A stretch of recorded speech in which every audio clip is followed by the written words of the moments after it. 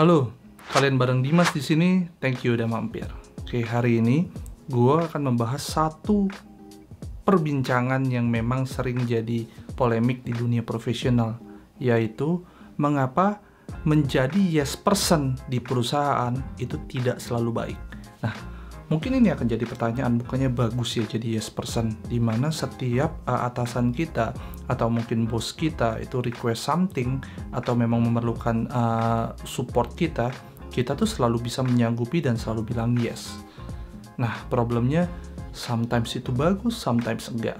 Bisa juga gue bilang ini tergantung dari jenjang karir di mana kalian sedang berada pada saat ini.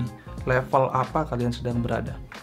Mungkin kalau misalnya gue bisa cerita, kalau misalnya kita berada di level junior, justru yes man ini adalah sebuah keharusan, atau yes person ini adalah sebuah keharusan. Karena dengan menjadi yes person, itu pertama kita membuka banyak pintu kesempatan untuk belajar banyak hal baru. Yang kedua, kita membentuk banyak jejaring baru atau jejaring yang berkualitas dari orang-orang yang kita bantu. Karena ketika kita jadi yes person, bisa jadi yang minta tolong itu bukan hanya bos kita. Bisa jadi peer kita atau bos dari divisi lain. Nah, itu akan membantu membuka pintu kita untuk berkenalan dengan banyak orang. Nah, catat, tapi itu ketika posisi kita masih cukup junior. Nah, mengapa ketika posisi kita cukup senior, itu kita lebih baik tidak menjadi seorang yes man? Ini yang akan gue bahas. That's why judul video gue hari ini adalah mengapa jadi yes man di perusahaan itu tidak selalu baik. Oke, nomor 1, yaitu menjadi yes person membuat orang-orang di sekitar kalian itu berpikir bahwa kalian adalah pribadi yang tidak banyak berpikir. Mengapa? Karena tipikal orang-orang yes person ini, mereka itu ketika mendapatkan perintah atau mendapatkan permintaan tolong, mereka akan jawab yes dulu tanpa melihat bahwa apakah permintaan ini cocok atau tidak dengan skill set mereka, apakah permintaan ini bisa mereka selesaikan, apakah permintaan ini sebenarnya memang membawa value untuk divisi atau untuk perusahaan. Nah, orang-orang ini cenderung bilang yes dulu dan pada akhirnya ya baru cari cara gitu. Sometimes this is good kalau misalnya memang yang dikerjakan rata-rata berbasiskan eksekusi. Tapi ketika itu menjadi lebih strategis, orang-orang yang selalu bilang yes ini adalah orang-orang yang memutuskan dahulu baru berpikir impact-nya setelahnya. Which is ini adalah alasan orang-orang berpikir bahwa mereka adalah orang-orang yang tidak banyak berpikir. Nomor 2 adalah orang-orang yang masuk kategori yes person ini dianggap mereka yang punya kemampuan tidak mendalam.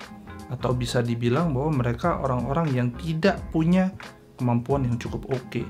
Mengapa? Karena mereka mencoba menutupi kekurangan mereka tersebut dengan menjadi orang yang rajin dan orang yang menuruti semua perintah. Kalau misalnya orang-orang yang memang berkemampuan mendalam atau memang punya daya pikir yang lebih panjang, biasanya mereka adalah orang yang tidak sembarangan menerima job. Apalagi ini kita ngobrol di posisi yang cukup strategis ya. Mereka akan menganalisa betul dampaknya dari apa yang mereka lakukan, atau mereka memang punya list of priority yang tidak gampang diganggu-gugat. Nah, ini berbeda betul dengan orang-orang yang selalu bilang yes karena ingin menutupi kekurangan-kekurangan mereka tersebut. Nomor 3, nomor 3 ini adalah orang-orang yang memang tipikal yes person. Sering dibilang mereka adalah orang-orang yang juga tipikal asal bapak senang. Asal bapak senang ini lebih ke penyebutan orang-orang kantoran untuk tipikal orang yang nurut aja sama bosnya, melakukan semua apa yang diperintahkan bosnya dengan tujuan supaya bosnya itu suka sama mereka. Nah, ini tipikal yang memang agak dijauhi karena agak dekat dengan tipikal kalau orang sebut karyawan yang doyan menjilat kan. Nah, ini dekat nih sama karakter orang-orang yes person. Karena mereka benar-benar ketika menerima perintah dari bosnya, mereka akan lakukan tanpa berpikir panjang. Pokoknya asal bapak senang. Nomor 4 atau yang terakhir, orang-orang yes person ini biasanya memang hasil kerjanya, biasanya loh, tidak selalu, itu kurang berkualitas. Karena apa? Karena mereka mengejar untuk itu cepat selesai. Kenapa? Karena berbarengan dengan itu, mereka banyak menyanggupi atau menjawab yes untuk semua permintaan tolong yang masuk ke mereka.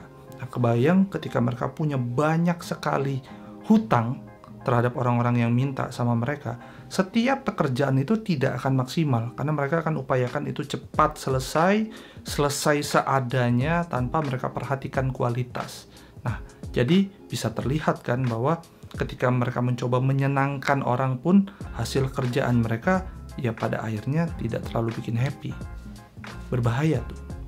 Oke, itu aja pembahasan hari ini tentang yes person. Mungkin pembahasan ini bisa jadi perspektif baru buat kalian. Entah kalian sebagai orang yang meng-hire, yang bisa jadi meng-hire tipikal orang seperti ini, atau mungkin kalian yang menjalani karir dan sedang memikirkan apakah kalian ingin menjadi tipikal yes person atau orang yang memang lebih punya karakter untuk say yes or say no.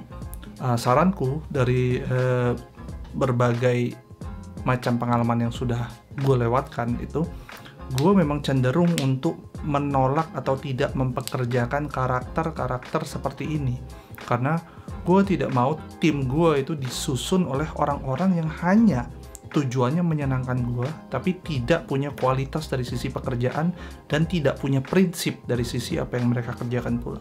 Nah, ini bisa jadi pandangan buat kalian ke depan. Thank you banget sudah ngikutin video ini dari awal hingga akhir. Please like or dislike video ini kalau kamu suka atau tidak suka.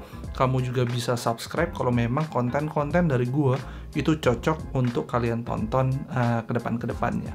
Terima kasih banget, sampai jumpa. Dadah.